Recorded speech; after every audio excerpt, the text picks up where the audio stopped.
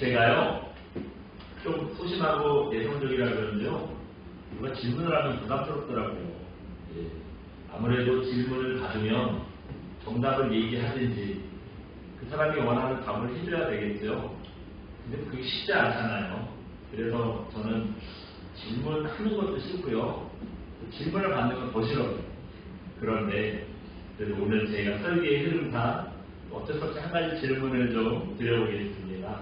네, 한번 잠깐 보여주시겠어요? 다시 읽어볼까요? 착한 사람은 꼴찌가 된다. 여러분 이 말 맞는 말일까요? 틀린 말일까요? 아니라고 하기는 너무 현실적이고 그렇다고 하기는 너무 풍물 같아 보이고 좀 대답이 곤란하죠. 이런 질문이 싫어요. 저도 이런 질문이 싫어요. 사실 직장에서도 그렇고 친구들 사이에서도 그렇고 좋은 마음으로 도와주고 하면은 어떻게 되죠? 네, 처음에는 고마워하는데 나중에는요 도와주는 건 당연하게 생각해요. 고마워하지도 않고 늘 제가 하려니 이제 그런 생각을 갖게 됩니다. 특히 우리가 교회 다닌다는 거 알고 나면은요 자기네들은 희생하기 싫으면서 저 사람이 해야지 다들 그냥 그렇게 생각을 하는 거예요. 좀 얄밉죠? 그렇게 얄미워.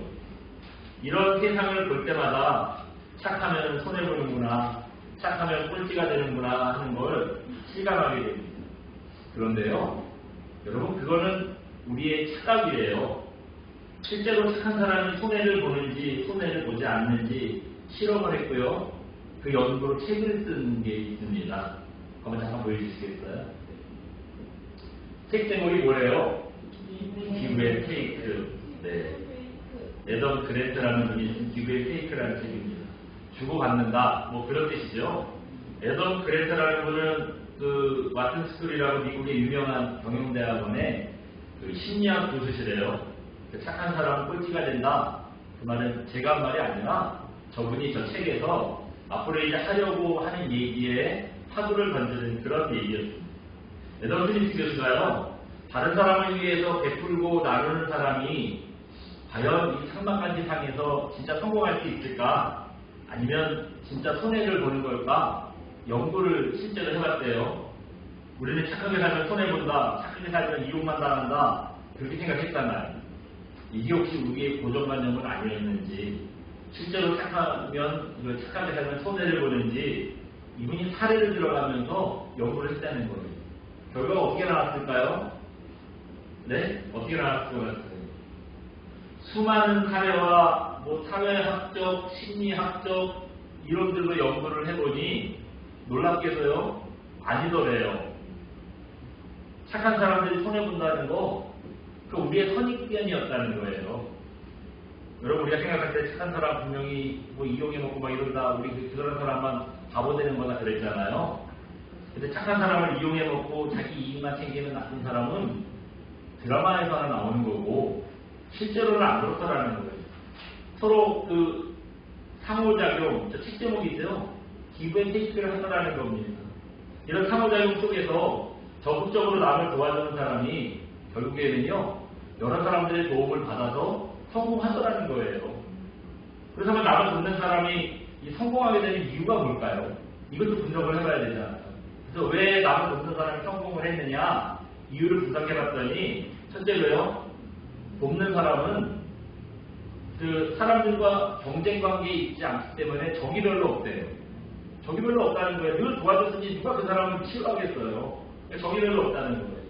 또 돕는 사람은 자기의 이익을 따라 움직이지 않고 그냥 좋은 마음에 뭐 그냥 늘 좋은 마음으로 도와줄 사람 있나 해가지고 도와주고, 속사람 감사하면서 나도 기쁘고 뭐 그러다 보니까요, 동료들도 웬만해선 그 사람이 얘기할 때요, 아, 자기 이익을 위해서 저기 자기한테 좋으려고 하는 얘기구나, 그런 쾌감경을 끼고 보지 않더라는 거예요.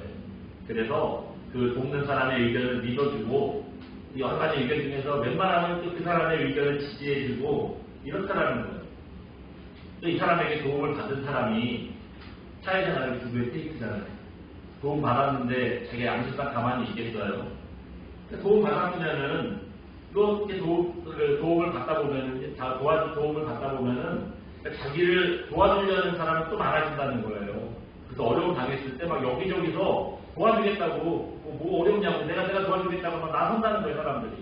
그러다 보니 착한 사람이 꼴찌가 되고 실패한다는 건 우리의 선입견이고요.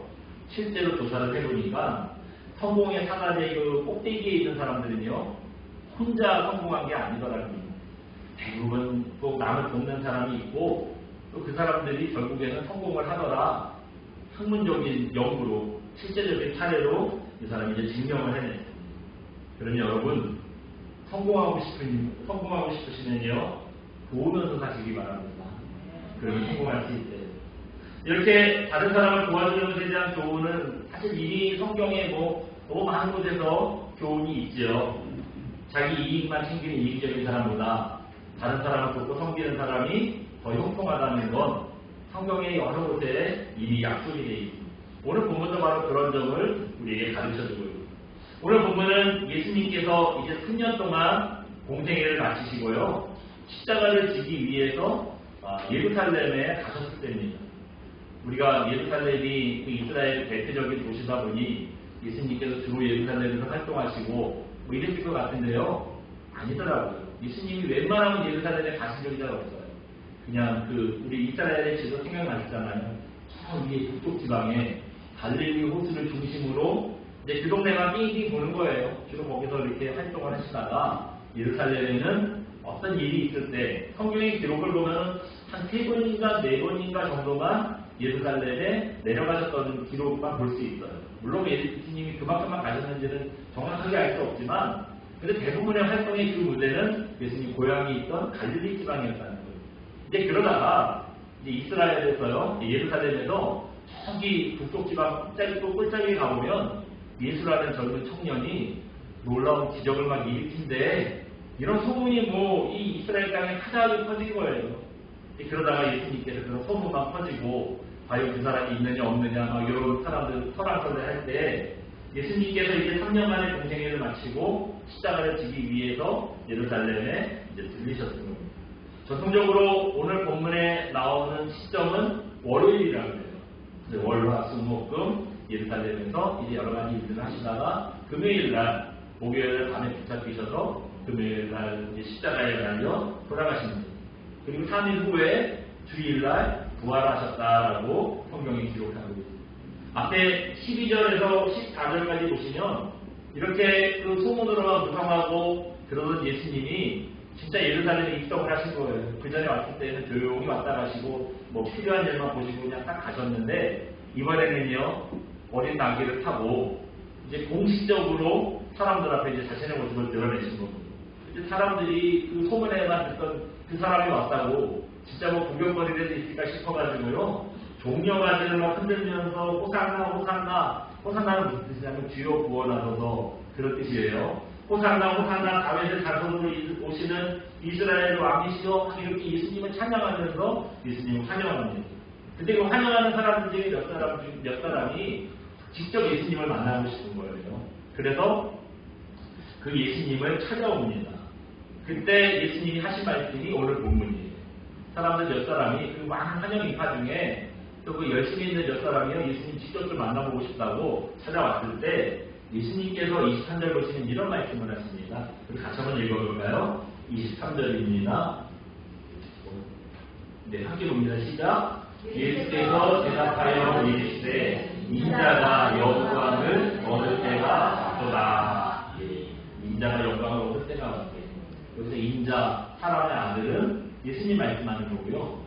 영광을 얻을 때가 왔다라고 우리가 생각해보니 그 말을 들어보니 어떤 거 생각이 되세요? 이렇게 사람들이 막 만나보고 싶다고 찾아오고 또 예수님의 기적과 이적을 보고 막 예수님을 칭송하고 예수님이 스타가 되는 거예요. 그런 걸 영광을 얻을 때라고 생각하는데 예수님께서 영광을 얻을 때라고 말씀하시는 건 그게 아니에요. 바로 십자가를 지실 때를 말하는 거예요. 예수님께서 십자가를 결론적으로는 지셨기 때문에 우리를 구원하셨고 이기 때문에 지금도 우리의 영광을 받으시는 거예요. 예수님이 십자가 안 지시고 그냥 그때 사람들한테 칭송받고 끝났으면 지금 우리 중에 예수님을 기억하는 사람이 있을까요? 아마 없을 거예요. 그러니까 예수님이 십자가를 지시고 우리를 구원하셨기 때문에 지금까지 예수님의 영광을 받으시는 거 아니겠습니까? 이제 그 얘기를 하는 겁니다. 그리고 25절에 보면 이런 말씀하셨어요. 우리 25절도 같이 한번 읽어봅니다. 시작. 자기의 생명을 사랑하는 자는 이 세상에서 자기의 생명을 미워하는 자는 영생하도록 보존하리라. 아멘. 예. 여러분 이거 읽어보니까 어디서 많이 들어본 얘기 아닌가요? 물론 성경에서 보셨겠지만 다른 데서도 이런 말이 있어요. 어디서 이거 들어본 얘기냐면요. 바로 이렇게.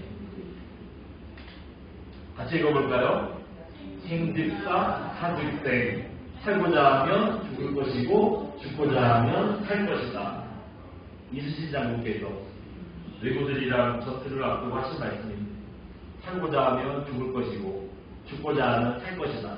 그러니까 죽을 각오로 죽기 살기로 싸우자.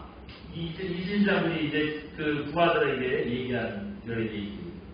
이순신 장군이 이런 얘기를 하기 한 1500여 년 전에요. 이미 예수님이 저 말씀하신 거예요. 이미 저 말씀하셨습니다. 뭐 조금 이따 자세히 생각해 보겠지만 그 위에 24절 보시면 하나의 밀이 땅에 떨어져 죽으면 많은 열매를 맺고 안 죽으면은 그대로 있다. 아무 일도 일어나지 않는다. 이런 말씀하셨다는 거예요. 이거는 자기가 죽는 그 희생과 헌신을 말씀하시는 거예요. 여러분 십자가의 길이 바로 이런 길입니다. 자기를 죽게 될 만큼 희생하고 헌신하는 길이 바로 예수님께서 보여주신 십자가의 길입니다. 이렇게 자기를 죽을 만큼 희생해야 한다는데 우리가 뭐 십자가의 길 늘 뭐 찬양도 하고 얘기를 하는데 그 길 따라가는 게요. 자기의 목숨 내놓고 가는 건 참 쉽지 않습니다. 현실적으로 쉬운 길은 아닙니다. 그러나 그 길은 어떤 길이래요? 생즉사. 그래서 자기를 너무 아끼느라고 십자가의 길을 따라가지 않으면요. 지금 당장은 희생하지 않으니까 좋죠. 뭐 편안하고 괜찮죠. 근데 그 길은 생즉사. 자기의 생명을 잃을 것이다. 그렇게 말씀을 하죠. 그러니까 십자가의 길을 따라가지 않으니까 당장은 고통스럽지 않고 뭐 손해볼 것도 없고 괜찮아요. 사는 것 같아요. 근데 그 길이 결국 나중에 어떻게 돼요? 멸망의 길로 가는 거예요. 죽게 된다는 겁니다. 반면에 자기의 생명을 미워한다 할 정도로 생명까지 아끼지 않고 십자가의 길을 따라가면요. 죽을 뻔했는데 죽는 줄 알았는데 너무 힘들어 십자가의 길 따라가는 게 죽는 줄 알았는데요. 가보니 그 길이 사즉생. 죽는 줄 알았는데 사는 길이라는 거예요. 오히려 영원한 생명을 얻고 보존하게 될 것이다. 이렇게 약속을 해주십니다. 이렇게 우리의 생명을 영생에 이르게 하든지 아니면 멸망에 빠지게 하든지 그 갈림길이 뭐였죠? 예수님께서 주신 십자가였다는 겁니다. 내가 이제 십자가 줄 때가 됐구나. 이제 영광을 얻을 때가 됐구나. 말씀을 하신 후에 그 십자가의 길이 어떤 길인가를 제자들에게 설명하는 거예요. 그 영광의 길이라는 게 어떤 길이냐? 24절에 설명을 합니다. 우리 뭐 얘기는 다 했지만 한번 읽어볼까요? 같이 봅니다. 시작. 내가 진실로 너희에게 이르노니 땅에 떨어져 죽지 아니하면 그대로 있고 죽으면 많은 열매를 맺느니라. 아멘. 때려 많이 났네요. 여기서 하나의 미랄이라는 건 예수님 한 분 얘기하는 거죠. 예수님 한 분 얘기하는 거. 땅에 떨어져 죽는다는 건 십자가에서 죽으시는 걸 의미하는 거예요. 내가 십자가 지기 싫다고 그냥 못 살고 있으면 예수님 무탈하세요. 뭐 걸어 나갈 것도 없고 지금 분위기 보면 사람들이 막 대단하다고 막 찬송하고 막 찬양하고 막 이러니까 예수님이 영광만 받으시는 거예요. 무탈하가 편안하게 살 수 있으니. 근데 그러고 나면은 이루어지는 일은 아무것도 없는 거예요. 우리는 아무것도 못 받게 됩니다. 그냥 한 세상 죄 짓고 내 맘대로 살다가 결국 뒤에 가서 멸망받게 되는 거죠. 그렇게 인생이 끝나는 거예요. 그 예수님께서 그런데 하나님의 미랄이 땅에 심겨져 죽으면 많은 열매를 맺느니라 말씀하신 것처럼 예수님께서 십자가에서 자기 생명을 내어주셨기 때문에 온 인류가 구원을 받고 지금도 앞으로도 많은 사람이 이제 열매를 맺게 되는 거예요. 그걸 너무 잘하셨기 때문에 예수님께서요 나 한 몸 편하자고 십자가를 미룰 수가 없는 거예요. 이거 안 드실 수가 없는 거예요. 그래서 아낌없이 자기를 희생하셔서 우리에게 구원을 베풀어 주시는 그런 귀한 일들을 이루신 거예요. 여러분 이 한 절 말씀 요한복음 12장 24절 이 한 절 말씀만 봐도 예수님께서 어떤 분인지 우리가 잘 알 수 있어요. 여러분 주님 어떤 분인지. 예수님은 우리를 구원하시고 사랑하시기 위해서 자기의 생명까지 아낌없이 주신 분이에요. 여러분 생명 주면 다 준 거잖아요. 돈 많은 사람이 뭐 돈 좀 나눠준다고 뭐 대단하겠어요. 우리 같은 사람이야 돈을 나눠주는 거 아주 큰일이죠. 근데 막 몇십억씩 몇백억씩 수조억씩 있는 사람이 그거 뭐 좀 나눠주는 거 뭐 얼마나 대단한 일이에요. 물론 그것도 보통 일은 아닌데 그래도 그게 생명을 바꾼 만큼의 가치는 아니잖아요. 아무리 돈이 많아도 여러분 뭐 아무리 돈이 좋다고 명예를 좋아해도 여러분 생명이 우선이죠. 생명이 없으면 억만금을 줘도 무슨 소용이 있겠어요.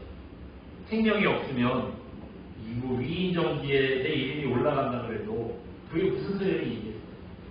여러분 그 세상의 종교를 다 찾아보세요.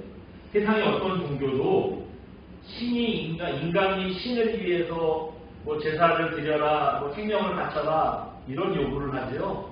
신께서 인간을 위해서 자기 생명을 내어주는 그런 신은 없더라고요. 그런 신은 없어요. 그런데 유일하게 예수님만 우리에게 그런 은혜를 베푸신 겁니다. 창조주시고 주인이신 분이 피조물을 위해서 자기의 생명을 아낌없이 내어주신 거예요. 예수님이 우리에게 그런 은혜를 베푸셨습니다. 그러니까 우리가 믿고 섬기는 예수님 여러분 그런 분이세요. 앉아가지고 복 주세요 해가지고 복만 주시고 또 기계처럼 그런 분이 아니라 우리를 얼마나 사랑하시는지 자기의 생명까지 내어주시고 우리를 바꾸시는 분입니다. 이렇게 하나의 미랄에 대해서 자기의 생명까지 나눠주신 예수님의 희생을 우리가 확신한다면 여러분 우리에게 나는 어떤 일이 되겠어요? 할 수도 있고 뭐 상황이 안 되면 뭐 안 할 수도 있고 이런 선택의 조건이 아니겠고요. 여러분 헌신과 나눔은 십자가의 길을 따라가지 않고 자기를 아끼면은요. 그 다음 뭐라 그랬어요? 아까 사하 그랬잖아요. 죽을 것이다. 내가 너무 나를 아껴가지고 내 생명을 내놓고 그 미랄로 썩어지지 않으면 오히려 내가 죽게 된다고 25절에 말씀하셨잖아요. 여러분 그래서 우리는요. 살려면 나누셔야 돼요. 칭찬받으려고 나누는 게 아니라 우리가 살려고 나누셔야 한다는 겁니다. 그게 주님 우리에게 주신 나눔의 가치예요. 사도행전 20장 35절에 보면 또 이런 말씀도 하셨어요. 같이 읽어봅니다. 사도행전 20장 35절 말씀. 봉사 여러분에게 모범을 보여준 바와 같이 수고하여 악한 사람들을 돕고 또 주 예수께서 친히 말씀하신 바 주는 것이 받는 것보다 복이 있다 하심을 기억하여야 할지니라. 아멘. 예수님께서 친히 말씀하신 바가 뭐래요? 네, 주는 것이 받는 것보다 복이 있다. 그렇게 말씀을 하셨대요. 우리는 받으면 좋아합니다. 근데 주면은요, 받는 것과 비교할 수 없을 정도로 훨씬 좋대요. 여러분 가만히 보면요, 받는 사람은 맨날 받아도 좋대요. 맨날 받아만 봤더니 주는 사람의 기쁨을 알겠어요.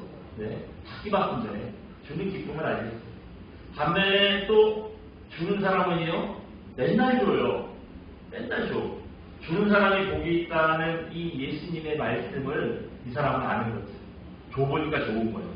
받았을 때는 민망하고 그런데 줄 때도 좋은 거예요. 그래서 보면은요, 받는 사람은 맨날 받고 주는 사람은 맨날 줘요. 주고 또 줘. 그리고 기쁘대요. 이런 바보 같은 인생을 사는 거예요. 여러분 이런 예수님 말씀에서 알 수 있듯이 나눔은요, 뭐 기분에 따라서 상황에 따라서 우리가 해도 되고 안 해도 그만이고 이런 일이 아니라는 거예요.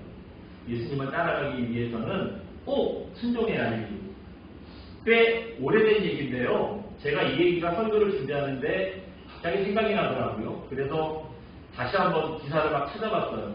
엄청 오래 걸렸어요. 저도 정확하게 이 이름도 기억이 안 나고 해가지고 막 굉장히 인터넷 기사를 많이 찾았는데 찾았어요. 이제 찾아서 제가 기사를 확인하고 다시 말씀을 드리는 건데요. 한 기자가 대기업 사장님을 인터뷰한 적이 있대요.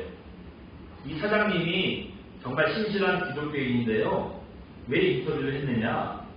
무명으로 이분이 뭐 기부를 많이 했다는 제보를 받은 거예요. 그래서 이렇게 취재하러 찾아간 겁니다. 사장실에 가서 1시간 동안 인터뷰를 하는데 이분이요, 이 집사님이 1시간 내내 핸드폰 얘기만 하더래요. 핸드폰 품질 테스트 하려고 막 세탁기 돌려보고 별의별 다양한 얘기, 그 물건을 팔아야 되니까 바이오 앞에서 우리 핸드폰 진짜 튼튼한 거라고 한번 보자고. 거기에 핸드폰을 팍 걷었는데 액정이 깨지고 그래서 핸드폰을 멀쩡하더라는 얘기, 무슨 이런 얘기만 하더라는 거예요. 그 핸드폰 얘기하는 걸 보니 이분이 어디 사장님일 것 같으세요? 삼성, 맞아요. 삼성전자 사장님. 인터뷰 말미에 진짜 물어보고 싶은 거, 이제 무명으로 기부를 많이 하셨다면서요. 되게 조심스럽게 얘기를 꺼냈어요. 그랬더니 이분이 막 손살을 치면서 그런 얘기 어디서 들었냐고, 이거 아니라고 별거 아니라고 그 대답만 듣고 막 눈떠내려 가지고 쫓겨났대요. 아무튼 뭐 근데 기자들이 원래 악착 같잖아요. 듣고 싶은 얘기 꼭 들어야 되잖아요. 그래서 비서실 가가지고 비서한테 자택 전화번호를 만들었어요. 집사님은 이제 얘기를 안 하지만 이제 또 이 사모님한테 얘기하고 수술 나오잖아요. 그래가지고 그 통화를 했더니 얘기를 들어보니까요. 지금도 하는지 모르겠는데 옛날에 사랑의 리퀘스트 이런 거 있잖아요. TV 보다 보면 막 그 치료비 없어가지고 어렵다 그러면 막 내가 해야 몇 천만 원 보내준대요. 또 어디 뭐 고향 시골교회 어렵다는 얘기 들었더니 얼마가 필요하냐고 그것도 전화를 보내줬대요.